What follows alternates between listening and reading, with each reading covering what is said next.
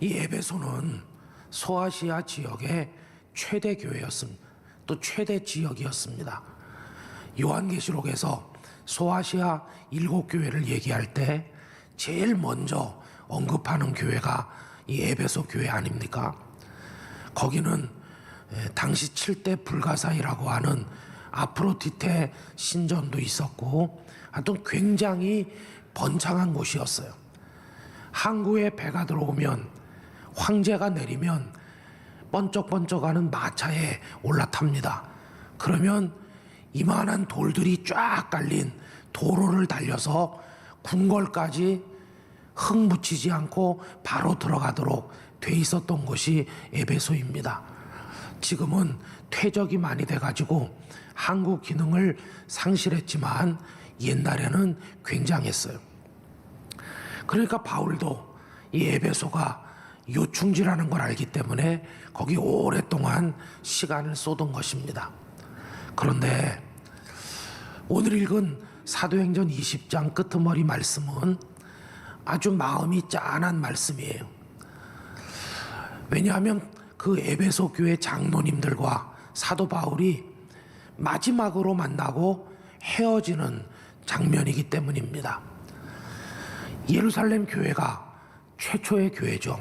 예루살렘 교회는 어머니 교회입니다. 그런데 굉장히 가난했습니다.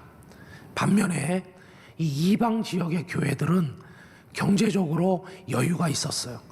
그래서 바울이 전도 여행을 다닐 때마다 구제 헌금을 많이 모았습니다. 그래서 예루살렘의 가난한 성도들에게 가져다 주려고 했던 것이죠.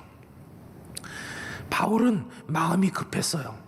오순절이 되기 전에 빨리 예루살렘에 그걸 갖다 주고 싶다, 이런 생각이 있다 보니까 시간에 쫓기게 됐습니다. 그래서 생각 같아서는 에베소에 들르고 싶은데 일정이 쫓기다 보니까 그렇게 하지를 못하고 에베소 교회 장로님들만 밀레도라는 곳으로 좀 와주세요, 이렇게 부탁을 했습니다. 그래서 에베소 교회 장로님들이 밀레도에 도착을 하고 바울은 거기서 그분들을 마지막으로 만나게 됐어요. 이제 헤어지면 다시는 이 땅에서 얼굴을 못 보게 될지도 모르는, 참 마음이 뭐라고 표현하기 힘든 바로 그런 상황이었습니다. 여러분, 사도행전 20장 36절 이하를 보면 그때 그 헤어지는 모습을 다음과 같이 설명했는데, 여러분 다 같이 큰 소리로 한번 읽어주시기 바랍니다. 이 말을 한 후 무릎을 꿇고 그 모든 사람들과 함께 기도하니 다 크게 울며 바울의 목을 안고 입을 맞추고 다시 그 얼굴을 보지 못하리라 한 말로 말미암아 더욱 근심하고 배에까지 그를 전송하니라. 참 눈물 없이 헤어지기 힘든 그런 상황이에요.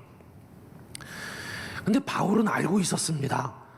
이제 머지않아 당신이 떠나고 나면 이 에베소 지역에 핍박도 많이 일어나고 이단들도 많이 들어오고 어려운 일들이 많을 거라는 걸 예측을 하고 있었습니다.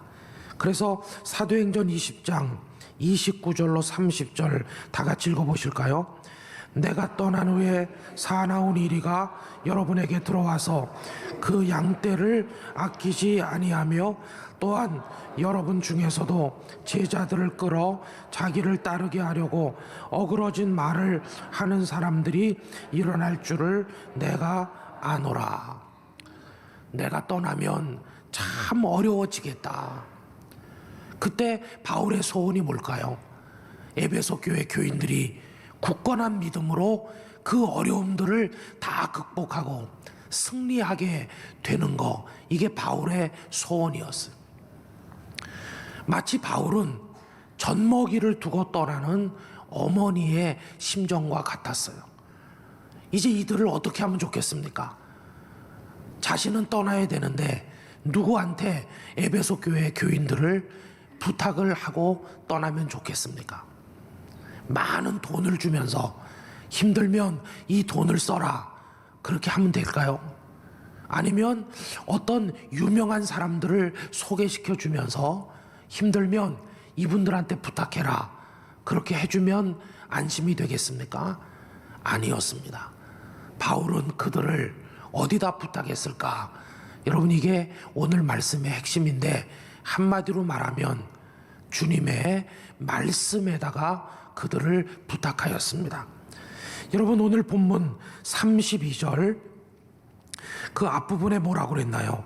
지금 내가 여러분을 주와 및 그 은혜의 말씀에 부탁하노니, 이렇게 말씀에 여러분들을 부탁한다. 여러분, 왜 바울은 에베소 교인들을 말씀에다가 부탁했을까? 그 이유가 있습니다. 하나님의 말씀은요, 성도들을 든든하게 세워주는 능력이 있기 때문이에요. 오늘 말씀 32절 우리 큰 소리로 다시 한번 읽도록 하겠습니다. 지금 내가 여러분을 주와 및 그 은혜의 말씀에 부탁하노니 그 말씀이 여러분을 능히 든든히 세우사 거룩하게 하심을 입은 모든 자 가운데 기업이 있게 하시리라. 할렐루야. 내가 말씀에 부탁한다. 그런데 이 말씀은 그리스도인들을 든든하게 세워준다. 여러분, 말씀이 든든하게 세워주는 걸 바울 자신이 먼저 체험을 했습니다. 바울이 사울일 때를 생각해 보세요.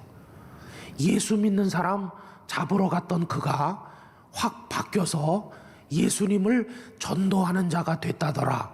이 소식이 예루살렘의 유대 지도자들에게 전해졌을 때 그들이 얼마나 화가 나고 분했겠습니까? 그들은 사도 바울에게 압박을 가했을 뿐만 아니라 나중에 보면 바울을 죽이려고 했어요. 그러면 바울이 교회 성도들에게는 환영을 받았습니까? 아니었습니다. 이 사람이 더 이상 핍박자가 아니고 예수님을 영접했다는 말을 듣긴 하지만 그 교인들은 그걸 받아들이기가 참 어려웠어요.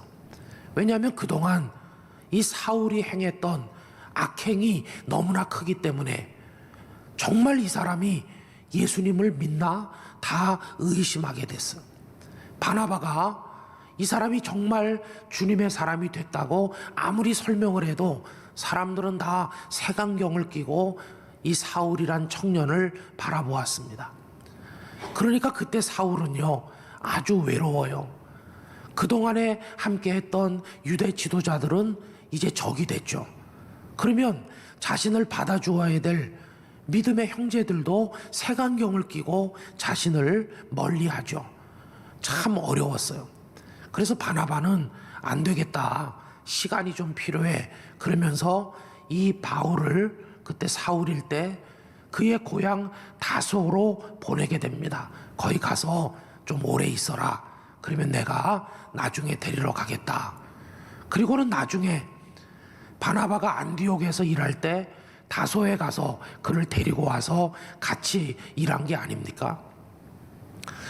또 그 바울이 겪었던 어려움은 이런 인간관계 어려움만은 아닙니다. 한번 생각해 보세요. 태어나서 골수 유대인으로 살았어요. 골수 바리새인이었어요. 율법에 푹 빠져서 살았어요. 그게 전부인 줄 알았어요. 그랬던 그가 거기서 벗어나 전혀 생소한 예수님의 품으로 옮겨가는 게 그게 쉬웠겠습니까? 지금까지 살아온 모든 과거를 다 버리지 않으면 안 되는 건데 이게 하루아침에 쉽게 되는 거겠어요? 정말 어려운 일이죠. 많은 영적인 정서상의 혼란이 있었을 것입니다. 뿐만이 아니라 그 이후에 전도 여행을 다닐 때 가는 데마다 핍박당하고 쫓겨나고 어떤 때는 얻어맞고 어떤 때는 돌에 맞고 어떤 때는 감옥에 갇히고 얼마나 이 바울이 어려웠습니까?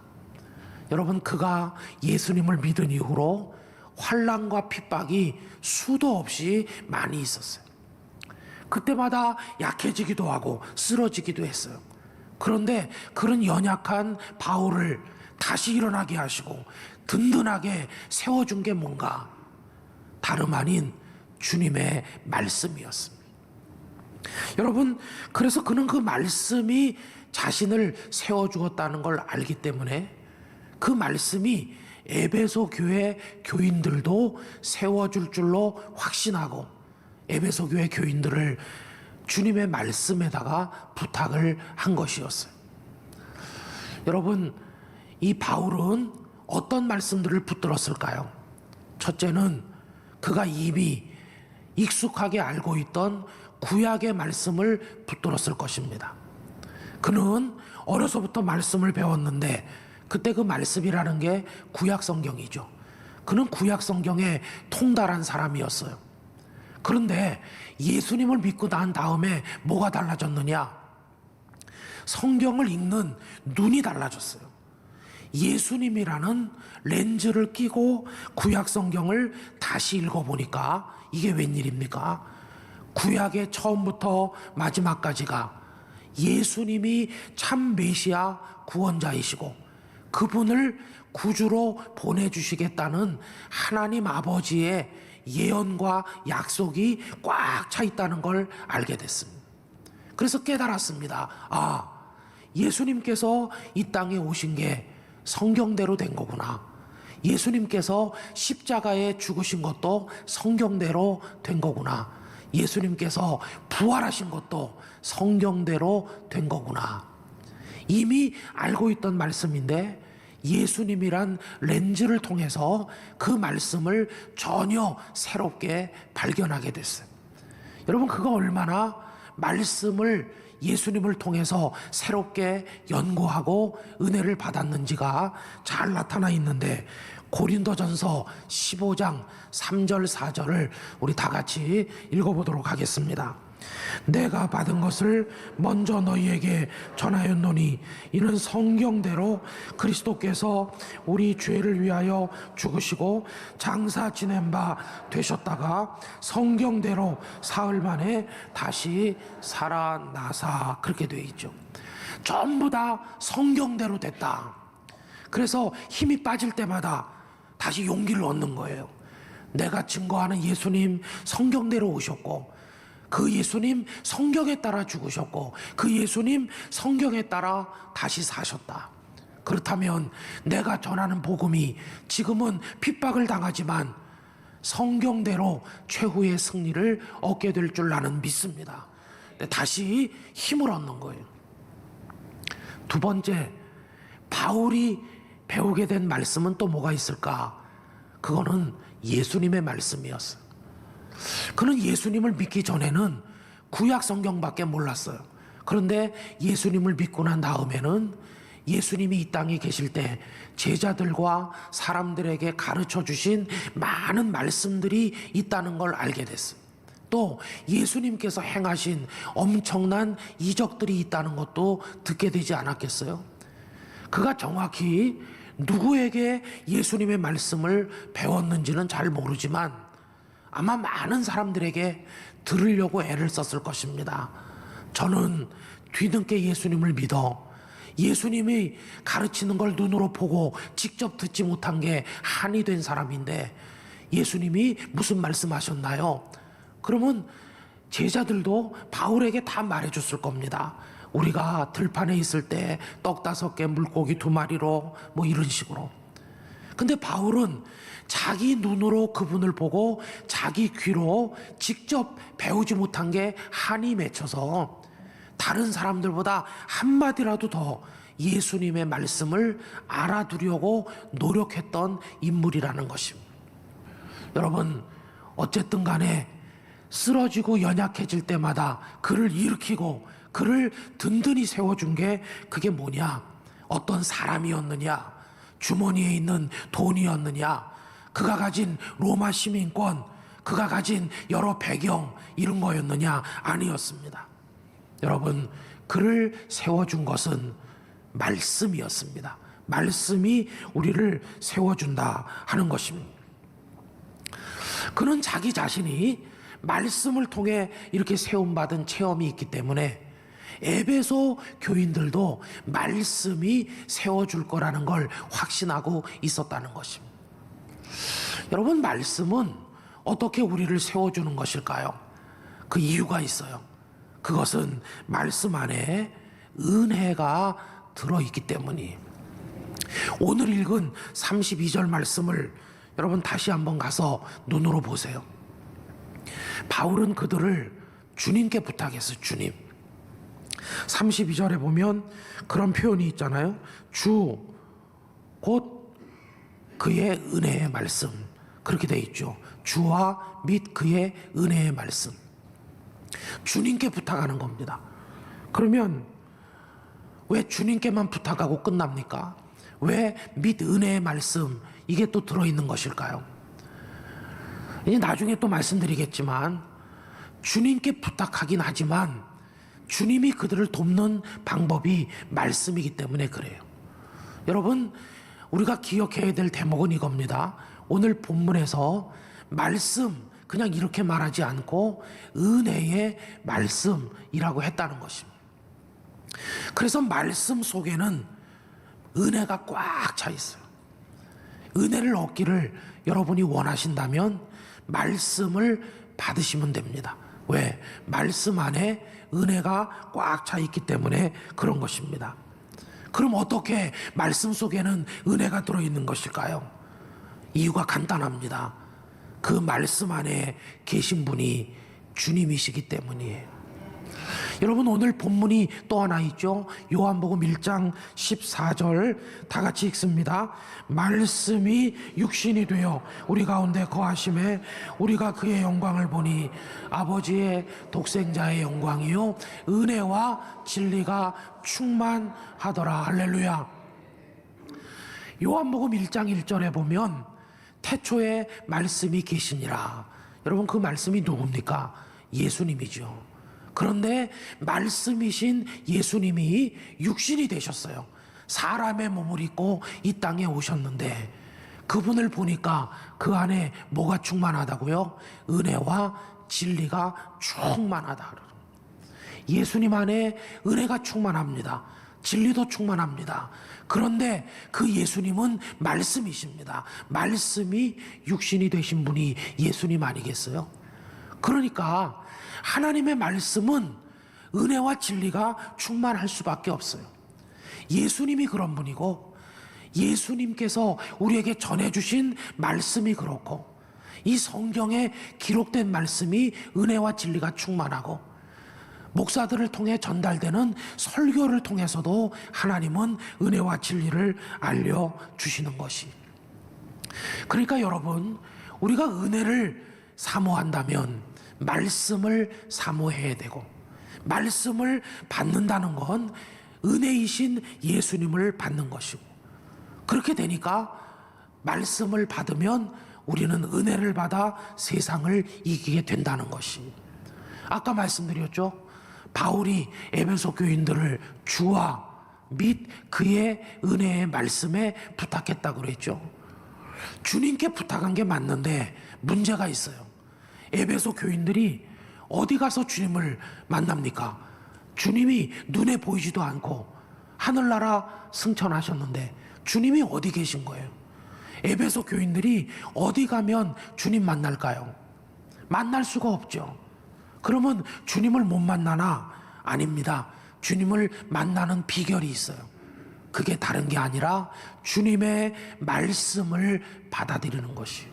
주님의 말씀을 받으면 그게 곧 예수님을 만나는 것과 똑같다 하는 거예요. 예를 들어서 내가 지금 굉장히 어려운데 나를 도와줄 분이 딱 한 분 있어요.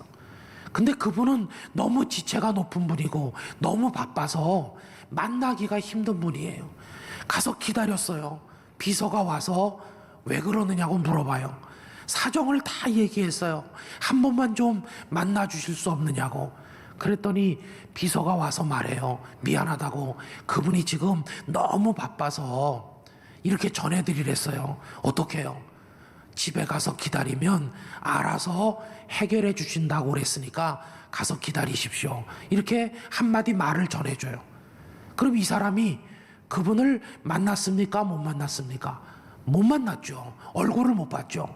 그러나 비서가 전해주는 집에 가서 걱정하지 말고 기다리랍니다 말씀을 받았기 때문에 이 사람은 안심하고 돌아가요. 얼굴도 못 봤지만 말씀 한마디 받은 것으로 충분한 거예요. 집에 가서 기다리니까 그분이 다 해결해 주셨어요. 여러분, 그것과 똑같아요. 우리가 힘들고 어려울 때 예수님을 눈으로 보는 건 아니지만 그 말씀을 내가 붙들고 살면 그 말씀 안에 있는 은혜가 우리를 세워주고 이기게 하실 줄로 믿습니다. 오늘 은혜 얘기를 하는 네 번째 시간인데요. 여러분, 그 네 번째 핵심이 이겁니다. 말씀 속에 은혜 있다 하는 것입니다. 한번 다 같이 해보실까요? 말씀 속에 은혜 있다. 네, 말씀 속에 은혜가 있습니다. 그래서 우리가 은혜를 사모한다면 말씀을 붙들어야 되는 거예요. 저는 연약하고 부족한 목사입니다. 제가 교우들에게 돈을 많이 나눠드리는 것도 아니고 제가 교우님들과 하루 종일 같이 있어드리지도 못합니다. 저는 능력이 부족합니다. 그러면 제가 목사로서 하는 일이 뭘까요? 다른 게 없어요. 그냥 말씀을 여러분들에게 전해드리는 것밖에 없어요. 쉰 목소리라도 말씀을 전해드립니다. 왜 그렇게 하냐? 저도 바울의 심정과 똑같기 때문이에요.